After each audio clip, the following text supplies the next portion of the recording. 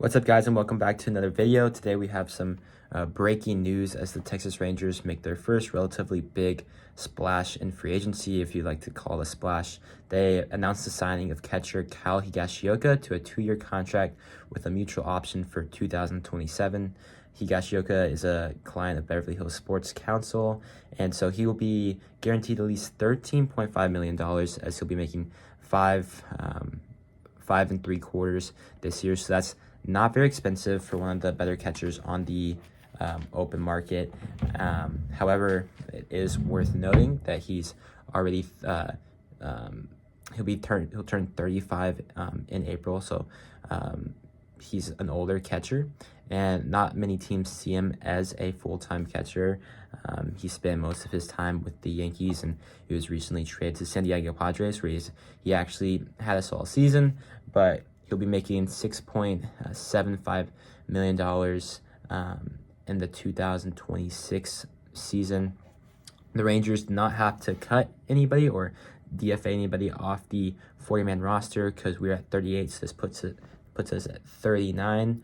In the end, we're not signing a superstar. This isn't a catcher that's gonna break out and become a stud for our team. This is more to have a solid replacement, a backup option to Jonah Heim. But ultimately, while most scouts don't view Higashioka as a legitimate starting catcher, he was ultimately the starting catcher for the San Diego Padres this season because Luis Campusano, one of their top prospects, they thought he was going to be a solid catcher, or finally develop, but that really wasn't the case.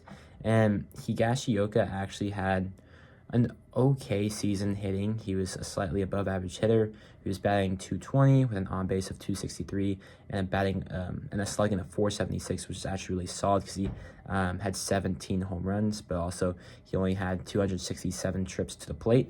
So not a full-time player. This is definitely our backup to Jonah Heim, but also I think the Rangers hope that he's a pretty solid backup, and I think over the course of the years, we've seen Jonah Heim take a majority of the playing time at catcher. I think there's been a lot of wear and tear, and Andrew Knizner was not, if you look back, like, sure, we had Mitch Garver, but Mitch Garver eventually was limited to DH duties.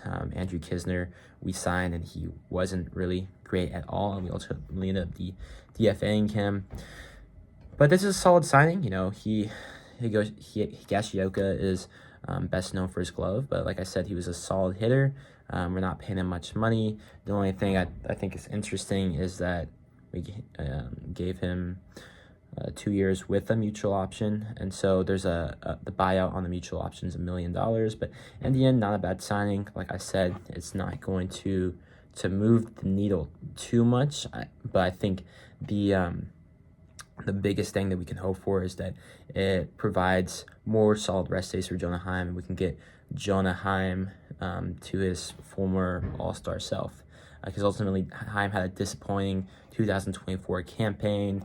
He only hit .220 with a .267 on base and .336 slug. And for a guy that was the starting catcher at the All-Star game, that's not what we want to see going into the future, especially since Heim is reaching his arbitration years.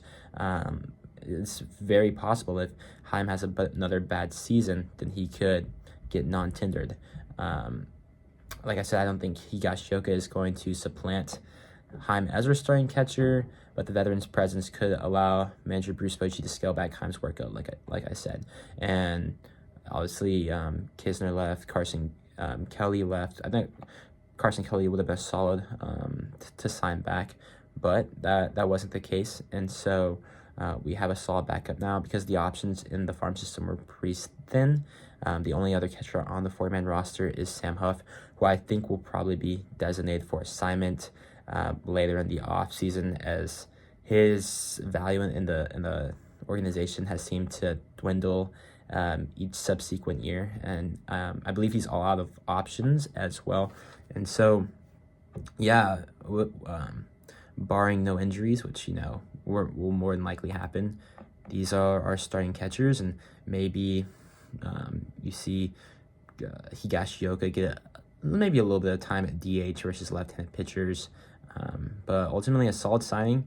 It's definitely not going to make our team worse. But like I said, the biggest impact that this will have is maybe resting Jonah Heim and getting him back to his all-star self. But definitely an upgrade over Sam Huff and Andrew Kisner.